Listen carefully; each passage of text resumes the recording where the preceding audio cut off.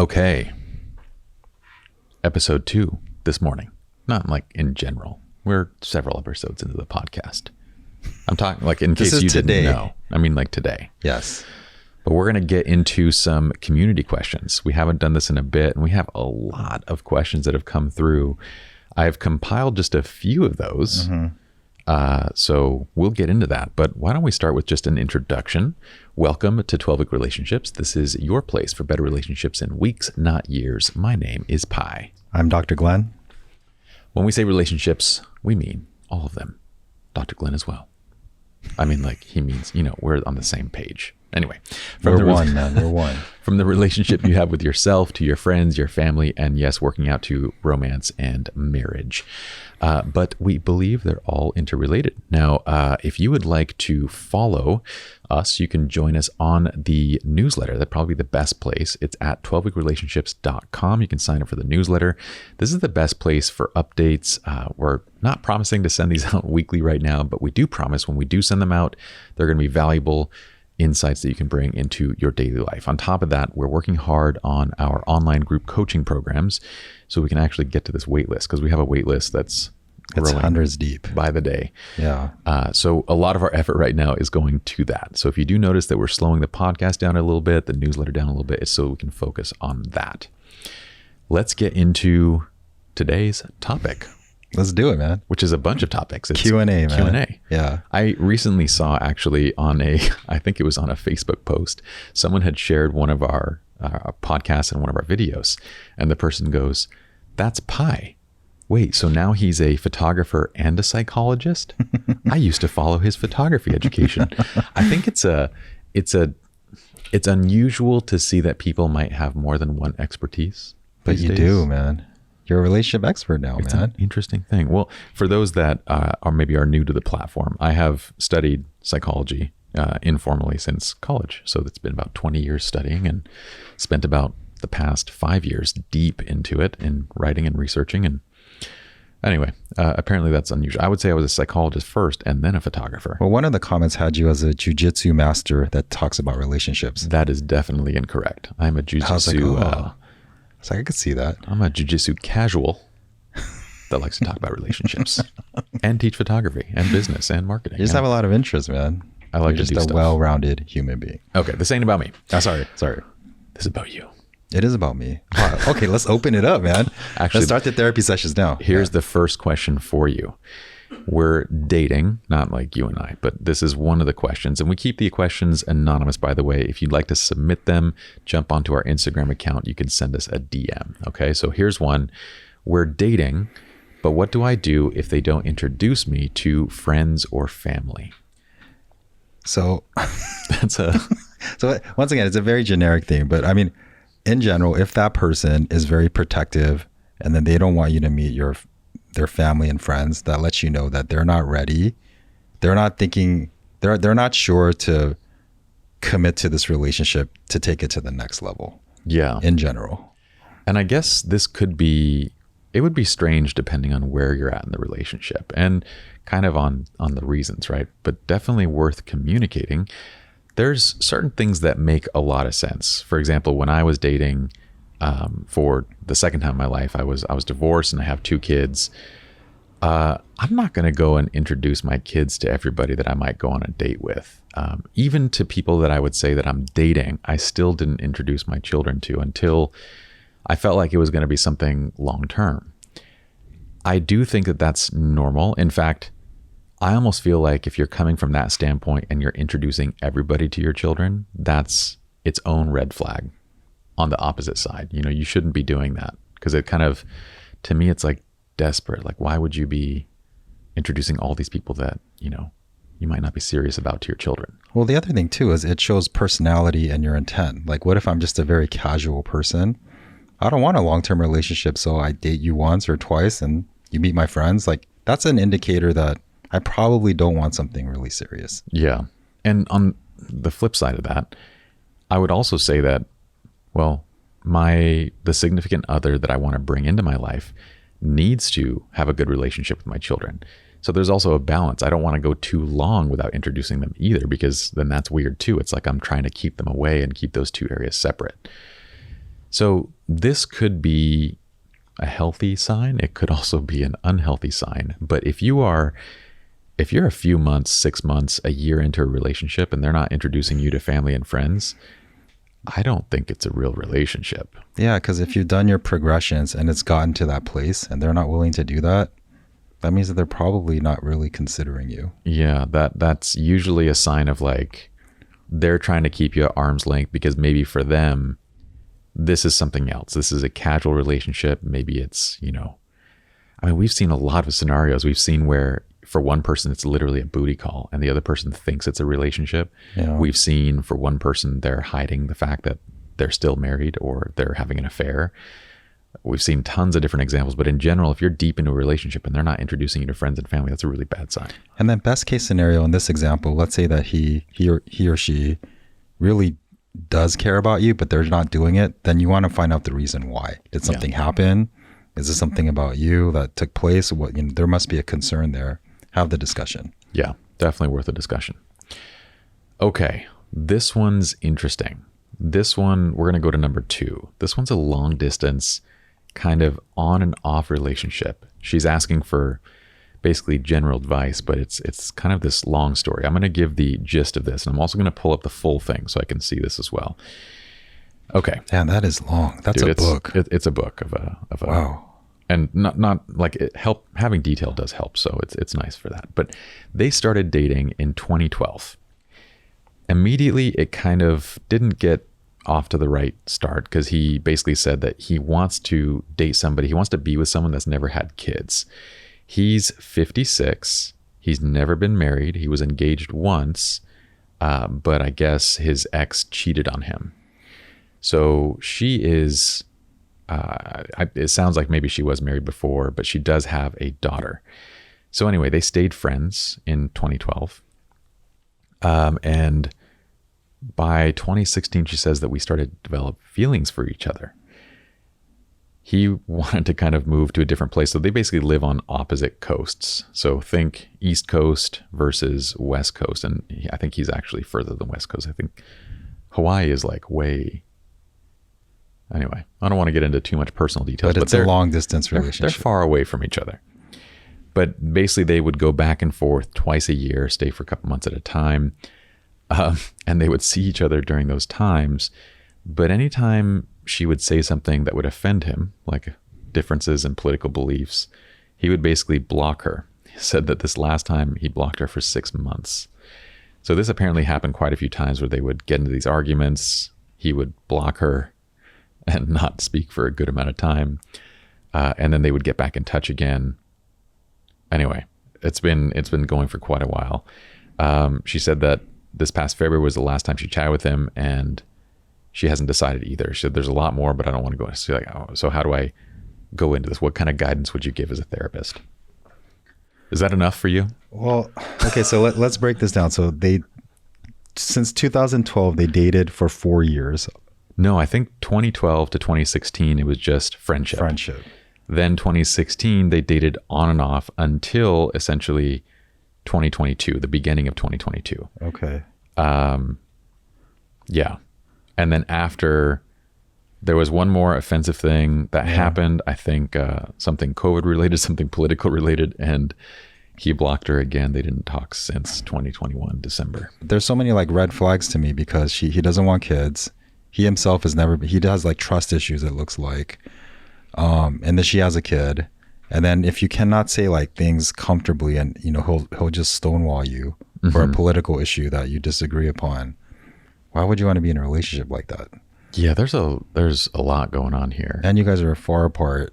Like there's just nothing foundationally that seems like it's a good structured relationship. Yeah, there are a lot of red flags going on. Like if I'm just meeting somebody, dating somebody, and they say that they want to be with someone who's never had kids, I'm already done. I'm checked out. So the fact that she stayed is already, that is its own red flag. Like, why would you stay in that situation? How do you feel towards yourself? How do you value yourself to stay and to stick around with someone that has, because he's already sort of dictating the terms of the relationship. Yeah, like she's reacting to everything that he's doing. And I think that the more important question is to ask is, why am I disrespecting myself to the point that I'm allowing myself to stay in this relationship? Exactly. That's the question she needs to ask herself. And then a lot of people go through this friendship period where they're like, oh, let's just be friends. But the way that they communicate and the way that they stay in touch, it's not indicative of friendship. It's not. I don't know why we always fool ourselves into this. And it's so common. I've done it to myself as well. But in 2016, they start to acknowledge that they have feelings for each other. They try dating long distance. This is also strange. Like, if you're going to be serious about it, somebody should be making some sort of a move, a commitment, something along the way. But they do this for apparently 4 or 5 years. And it's punctuated with these fights and these disconnect moments where he basically blocks her. Like, this is very immature type behavior, especially for a 56-year-old. No, for sure. To like, oh, we have a political disagreement. Come on, dude. If you're 50, you have plenty of opinions. If they don't match up and it's not a good fit, then be done. Oh, agreed. But I mean, I think for her, if you can't talk about political opinions, how are you going to talk about the future? It seems like she's afraid to even go there with him. For sure. And once again, in these moments where he's basically stonewalling, and this is extreme stonewalling because he's basically blocking her for, periods of months. Again, you can see that he has dictated and created this control environment where she's feeling like she should wait around. And she shouldn't. No. And it goes back to, why are you disrespecting yourself by staying in this relationship? Yeah. And so I would go to, if we're talking about from a standpoint of therapy, it would be helping her to recognize her value, to step away from this entirely because this is not a healthy relationship. It's also a distraction from your daughter and from the other things in your life that should be more important, that should be more meaningful than this guy who's not really willing to show up. Yeah. So, once again, you bring up an excellent point. Like, is her priorities about her daughter and raising her kids? And that should be the priority of who you should be looking for. And closer proximity would probably help. There was this question that I always asked myself when I was dating. When I was going to go on a date, I would always tell myself, like, this person has to be so valuable, so worthwhile that I'm going to take time away from my kids. And there was nobody that was like, if I had my kids, I was going to spend time with my kids. That was the bottom line. But, given that you have split custody, you have a week on, a week off, so you have time off. Then it was, they have to be valuable enough that I'm going to step away from work because I like working. I could work at home. I could work on several different projects. They have to be valuable enough that I, don't want to be exercising, doing my own activities, hobbies. If that person can meet that bar, then I'm going to spend time with them. But if not, aren't you kind of better off just focusing on you and your own stuff? Well, that shows the high regard that you have for yourself, whereas this person has very low regard for themselves. So that would be the place that we would begin in terms of therapy in this. So you say it all the time. The relationship starts with yourself. We say it all the time, bro. This starts with herself. Okay. You ready for the next one? Yeah. I struggle with codependency, people-pleasing, and I'm easy to manipulate. I've been through domestic violence and mental abuse, maybe emotional abuse. Sure. Now I'm working on myself and setting boundaries. Do you have tips? Yeah. So please take care of yourself. Number one. But if you're coming out of like an abusive relationship like that, besides just setting boundaries, like if there's any form of like Stockholm syndrome that's taking place, where you have this mentality that you always have to think about the other person to the extreme, that's something that he or she needs to address right away. Yeah. Oftentimes coming out of abuse, in that relationship itself, you would say things like, oh, but I did this, and that made them go off the wall, and that made them do what they did. And I understand why, and it's usually the guy. I understand why he would do that because it's my fault. So maybe you're out of the relationship, but you can very much get a gauge of if you're still in the mentality, if you try to take the blame for other people's bad behavior. And then you're going to start attracting abusive people again if you're still in that mind state. So you need to heal. Yeah. And then know yourself in a more independent space and understand what you want in a relationship yourself in a healthy space before transitioning to finding someone. Yeah, it's important to understand that in that space, you're going to be kind of eye candy to a narcissist. Like you're very much going to it's going to be attract like a radar. narcissists. Ooh, you. Yeah. Yeah, it's going to be like that. Oh, I like that. Yeah, thanks, I like man. that analogy. I appreciate and the that, sound man. effects. I thought The sound, that I'm bringing it today. Yeah, that added a lot. Thanks, to it. man. And I did the finger pointing. And the finger pointing. Yeah, man. The narcissist radar. It's important to understand that you are in a position where you will attract that. And that's the other scary part about it, is that oftentimes a narcissistic individual is that highly charismatic person. They think, the world of themselves, and they're so confident. And with you, if you're in that place of people pleasing and struggling to have, especially if you're abused and you don't have high self-worth, you're going to be extra attracted to the person because they're exuding these things that you want for yourself. The level of confidence, the level of, I don't care about other people's opinions and all that. For them, it's this disorder. But for you, you need to develop your own healthy sort of narcissism. No, and you need to do that on your own first. Yeah. Yeah, so develop that healthy narcissism, that healthy belief in yourself. And then the other thing too is when this person is ready to start dating, once they start to get more intimate, those wounds are going to come back. So you have to be able to understand that those trauma wounds will come back, but then there's the healthier versions of you, and identify more with the healthier part of yourself.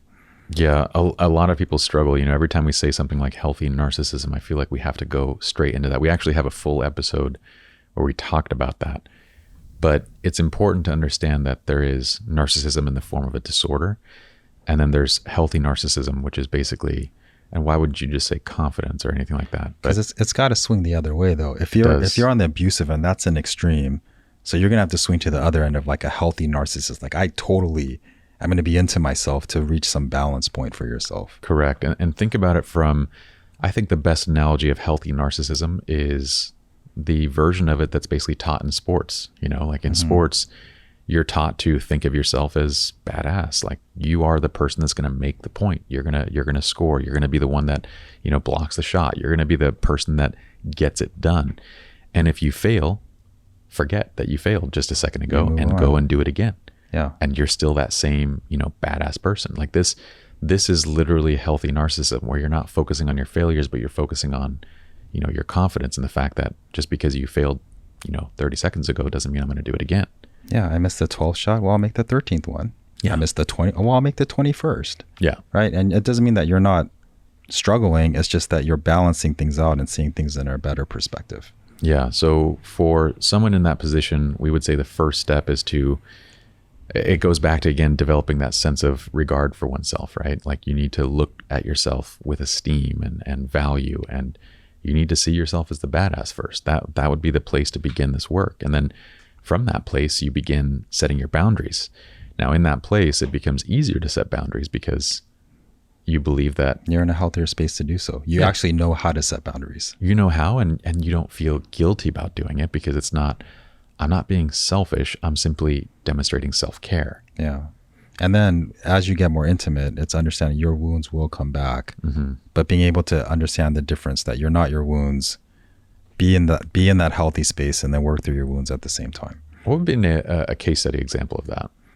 A case study example would be like someone, so once again, we had someone that was experienced extreme abuse, was with someone that was narcissistic, 24/7, like, he waited hand and foot with this person, and they were married for like 15 years. And then basically he broke it off, took like a 2-3 year break, went through our program. And then when he started dating, he actually was meeting someone based off of the core value sets. So when we did the core value sets, like he was actually following the core value sets that he had, like he had fun and adventure and all these other components. And then once he started getting serious with her, and they were a perfect match, and he started feeling emotions, then he started going back into that space of, I need to please. I need to do whatever you want. And he started like, oh, whatever you need. And then, the person was getting weirded out. And then it was like, no, that's okay because you're getting more intimate. So now you identify with the healthier core value sets of who you are, but you work through these wounds at the same time. And he was able to do that. Yeah. Yeah. Awesome. Okay. I think we covered it for this one. Let's go on to the next one. This was kind of a general one. I like how it felt like all the recent questions were all romantic related. But this one is, why is finding someone so hard? I'm petrified of dating. Yeah. So I think this would be There's two parts of this. well, one, I mean, I think this person needs to understand, like, why are they petrified of dating? That would be, yeah. What happened in their experiences that made them not want to date? And immediately that sounds like an insecurity, right? Insecurity. And then they're withdrawing and pulling away from people. Mm-hmm. Why are they doing that?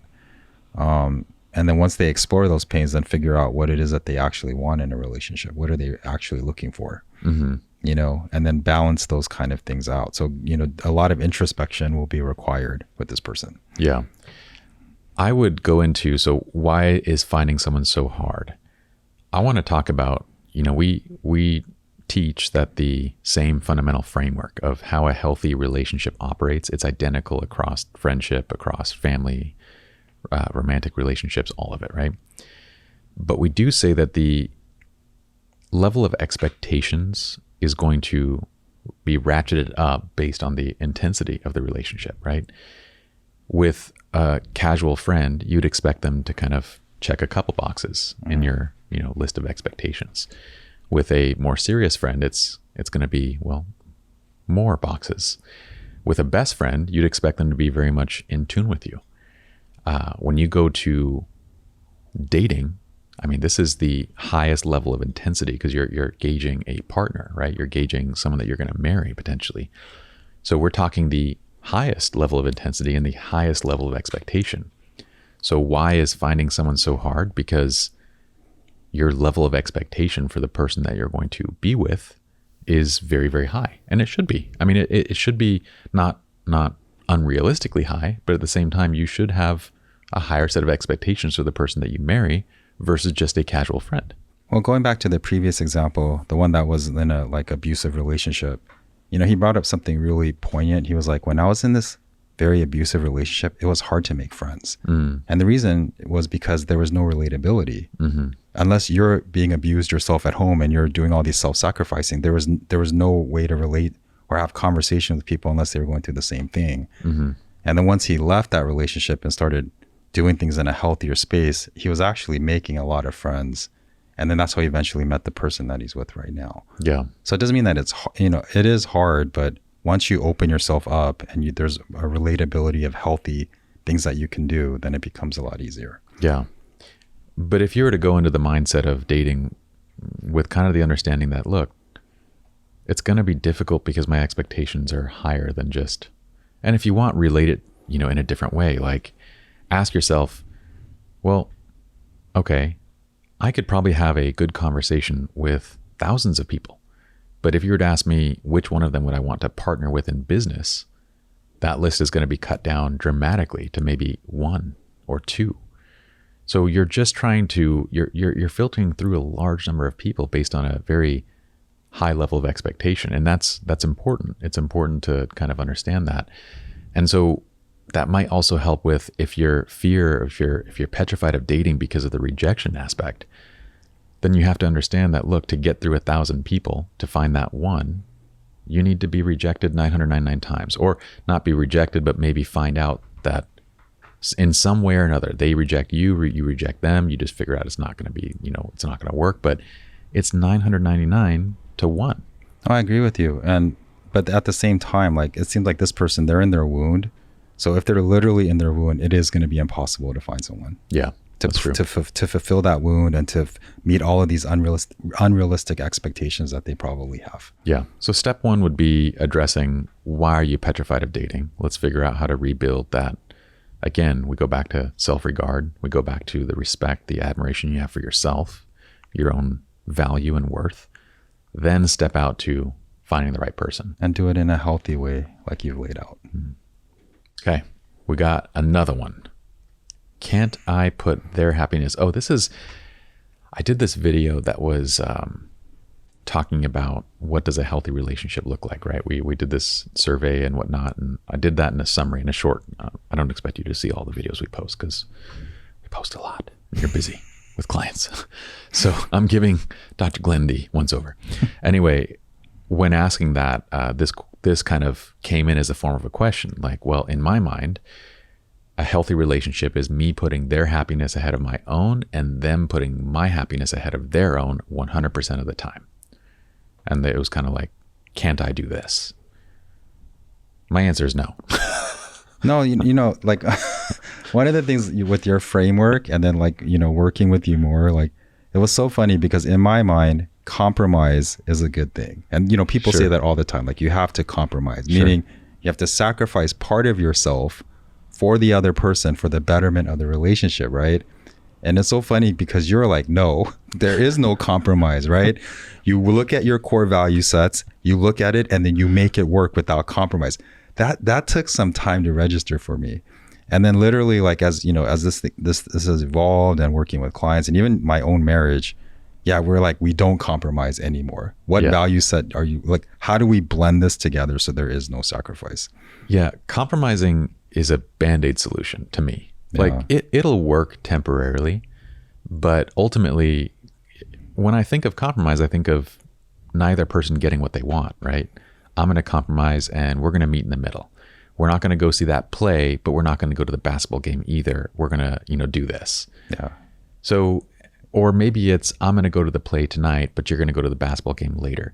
It works for a time until it becomes this tit for tat thing and It's scorekeeping, Yeah. and it leads to resentment and bitter feelings. yeah. And going back to this, it's not that, you know, when I say no, this doesn't work, it's not because it doesn't work in theory. I mean, in theory, yes, that would work. If I put your happiness ahead of my own 100% of the time and you put mine ahead of yours 100% of the time, in theory, it sounds great. But it's bullshit. Like complete garbage. It's not going to last. Well, for the simple reason that I don't know what makes you happy. I don't care how long I've been with you. I don't care how well I know you. I know a lot about you and I know what makes you happy in general, but I don't know in any one particular moment. But let's take it even further. Let's say that you could. Let's say that you could mind read. We could mind read each other and figure out exactly what we want. That's not going to translate to the outside world. How's that going to translate when you go to work and you build friendships? Like that doesn't translate outside of that relationship dynamic. Correct. Even if you could. So let's say in marriage that you were given the gift of being able to mind read, then you're absolutely right. It would work there and not anywhere else. And you don't even know necessarily if it would still work there because once again, like it's just, well, I'm not going to get into the theoretics of why this impossible situation would never work. So let's just say that that's not possible. It's much more, I guess, attainable as a solution for me to worry about my own emotional needs and happiness, for you to worry about yours, and for us to bring our complete selves to the middle of this relationship. That's what our promise to each other should be. Not that I'm going to, you know, make you 100% happy or you're going to make me 100% happy, but we're going to take care of ourselves and we're committing to bring the best version of ourselves to the relationship. Two whole people coming together to make a whole relationship instead of two halves creating one whole. Yeah. And that's the only way, like you said, outside of marriage, any other relationship, it's the only way it's going to work. Going back to, again, regardless of how well you know somebody, you don't know their needs at any one particular time unless they were to express it or unless they were to take care of themselves. Or you're a mind reader. You'd There'd have be to a lot be, of that. everybody There'd be a lot would of have that. to be a mind reader. Oh, Every yeah. single person. So just the premise itself, it's not a healthy foundational relationship. Yeah. Period. Yeah. There's no way that can. But it sounds good. It sounds very nice. It Yeah. sounds super Sounds pleasing. lovely. Okay. I think we should stop here for now. We have quite a few more questions, but I kind of feel like we shouldn't rush through them. Yeah, let's do it. They're great questions though. Yeah, we get a lot of questions. And if you guys want to submit your questions, you can jump onto 12-Week Relationships on Instagram. That's where you can direct message us. And we will kind of bring them into the podcast as we film. So it's not going to be immediate. If you guys need, well, we don't have a way to do immediate support right now because Dr. Glenn's wait list is jam-packed at the moment, which we're fortunate. Very thankful. Thankful for. But we're also working on online group coaching programs. So you might notice that Dr. Glenn and I are going to scale back the podcast to like one episode a week and probably a newsletter every other week. This is because we want to focus on getting those online group coaching programs available so we can bring in individuals, couples, and be able to help you guys out. We have hundreds of people on this wait list that we want to get to. So we will get to you guys. If you want to be notified or as well as join our newsletter, you can jump on to 12-Week Relationships, join the newsletter. This is where every other week or however often we decide to send these out, we're going to be sending you guys handwritten messages. They're going to be useful, everyday kind of advice and stuff that you can just incorporate into your lives. And we promise it will never be spam or anything like that. And we don't send out useless junk. But that's also where we'll be notifying everybody when the group coaching programs are available. And that's it for us, I believe. Yeah, awesome. Oh, reviews. Oh, that's right. If you guys want to help us out, you can jump onto the iTunes store, and leave us a review on 12-Week Relationships on the podcast. It's wonderful not only seeing the reviews, but actually reading. We read each and every one of them. And yes, it's inspiring, and it's also very helpful to kind of give others just an idea of what we're doing and help grow the platform. That's it for us. I think that's it now, right? That's it now. All right. Okay. Thanks. See you guys next time. Thank you. Peace.